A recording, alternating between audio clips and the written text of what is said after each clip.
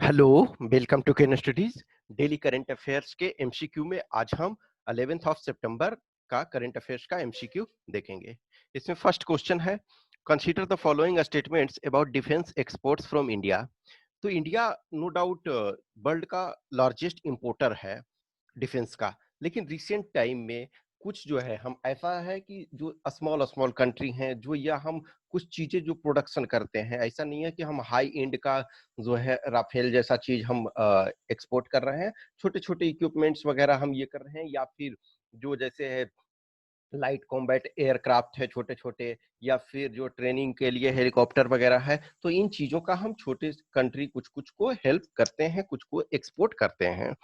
तो इसमें है, India exported defence equipment worth 10,745 crore in financial year 2018-19, यानी 2018-19 का जो लेटेस्ट डेटा अभी दिया गया था न्यूज़पेपर में, तो उसके अनुसार 10,745 करोड़ का एक्सपोर्ट किया इस वित्त वर्ष में। सही है, फर्स्ट स्टेटमेंट सही है। फॉर द सेम पीरियड, यानी कि 2018-19 के लिए कह रहा है, it was in top 10 exporter in the world in defence. No, ये टॉप 10 नहीं है, 19th रैंक पे है। इंडिया जो है 19th रैंक पे था। तो फर्स्ट स्टेटमेंट सही है, आपका सेकंड स्टेटमेंट गलत है, तो ए आंसर हो जाएगा। Next, in India marginal farmers are those who owns land less than. तो देखो, जो इंडिया में मेजोरिटी जो है 80 परसेंट 80% जो है वो एक तरह से मार्जिनल आपके फार्मर हैं। तो मार्जिनल फार्मर वो होते हैं जिनका लैंड होल्डिंग जो होता है 1 हेक्टेयर से कम होता है। तो ये आपका 1 हेक्टेयर हो जाएगा। 1 हेक्टेयर में 1 हेक्टेयर इक्वल टू 2.5 एकड़ होता है। तो ये आपका 1 हेक्टेयर से कम होता है, तो उन्हें हम कहते हैं मार्जिनल। और 1 हेक्टेयर से 2 हेक्टेयर जो होता है उसे स्मॉल कहते हैं। उसके बाद आपके 2 से एक तरह से 10 जो होता है तो वो आपके मीडियम है, उसके बाद लार्ज होते हैं। ठीक है, तो इसमें शी हो जाएगा। Next, consider the following statements. August 2020 rainfall is the highest since 1926। हाँ, इस अगस्त 2020 में जो है 1926 के बाद जो है सबसे अधिक बारिश हुई है। The heavy rain was due to several long lasting low pressure systems और rain bearing winds that form in bay of Bengal.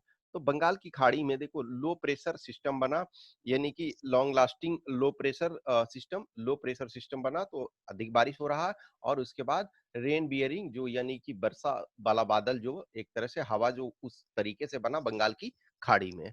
तो ये दोनों स्टेटमेंट सही है, तो इसका आंसर सी हो जाएगा। नेक्स्ट, कबीर कला मंच which is frequently seen in the news is located in. तो ये पुणे है। कबीर कला मंच जो है ये इस समय इस वजह से चर्चा में चल रहा है कि जो भीमा कोरेगांव में जो हिंसा हुई थी, ठीक है, तो भीमा कोरेगांव महाराष्ट्र में जो हिंसा हुई, उसमें से ये इस कबीर कला मंच से जुड़े हुए भी कुछ लोग थे। एनआईए ने कुछ लोगों को, ऐसे लोगों को अरेस्ट किया है, तो इस वजह से चर्चा में था। नेक्स्ट है, consider the following statements about multi dimensional poverty index.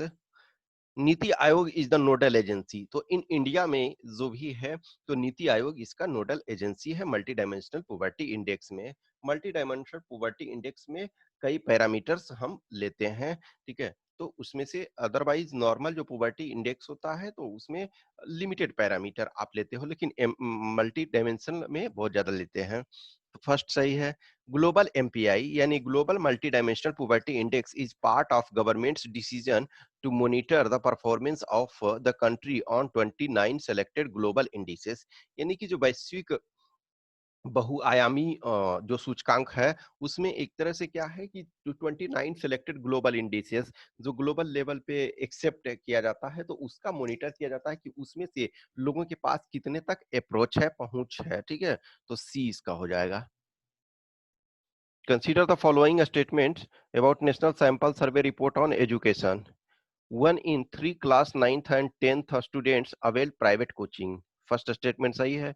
1 in 5 in pre nursery student availed private coaching, no. ये इसमें 1 in 10 अप्रॉक्स, इनफैक्ट 11 समथिंग के आसपास ये किए हैं। तो फर्स्ट स्टेटमेंट सही है। सेकंड आपका ये गलत है। एजुकेशन के लेवल को सुधार करने के लिए चीजें चल रही है, बिकॉज क्या है, दिस लॉकडाउन पीरियड में और भी प्रॉब्लम क्रिएट हुआ है। एक तरह से डिजिटल डिवाइड हुआ।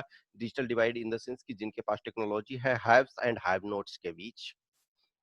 Next, which bank topped in the ease banking reform index 2.0?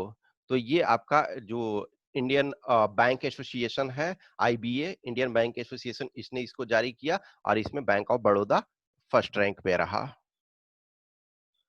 Next आपका है, India second Kisan rail started from? तो इंडिया का सेकंड जो किसान रेल स्टार्टेड हुआ वो आंध्र प्रदेश से दिल्ली। फर्स्ट जो हुआ था वो हमने पहले के क्वेश्चन में देखा, जब फर्स्ट हुआ था तो देवलाली यानी महाराष्ट्र से दानापुर बिहार।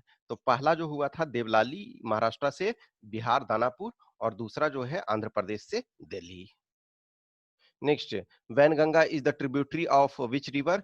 तो वैनगंगा जो है गोदावरी नदी का ट्रिब्यूटरी है। ये इस वजह से चर्चा में है कि जो गढ़चिरौली डिस्ट्रिक्ट आप जानते हो कि मॉइस्ट से बहुत अफेक्टेड है। तो उस एरिया में जो है डिफरेंट डैम्स वगैरह, डिफरेंट ब्रिज वगैरह के लिए इनॉग्रेशन नितिन गडकरी ने किया है, तो इस वजह से ये चर्चा में था।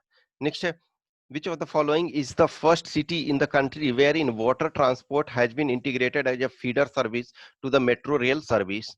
तो ये है कोची में। तो कोची में देखो क्या होता है कि जैसे दिल्ली मेट्रो में देखते होंगे, या जो जिस भी शहर में आप मेट्रो वगैरह में, तो फीडर बस सर्विस होता है। फीडर बस सर्विस का मतलब है कि हर जगह मेट्रो नहीं है, तो जिस जगह मेट्रो नहीं है दूसरे जगह जाने के लिए आपके पास फीडर बस सर्विस होता है। तो कोची जो है आपका, उसमें जो है फीडर बस सर्विस की जगह फीडर आपका जो है वो वाटर ट्रांसपोर्ट का उपयोग किया जा रहा है, इंटीग्रेट किया जा रहा है मेट्रो से। तो इसका सी आंसर हो जाएगा। इस 10 क्वेश्चन के आंसर की यहाँ दिए हुए हैं। I hope you enjoy this session. अच्छा लगा तो लाइक करें, कमेंट करें, अपने दोस्तों के साथ शेयर करें। Thank you.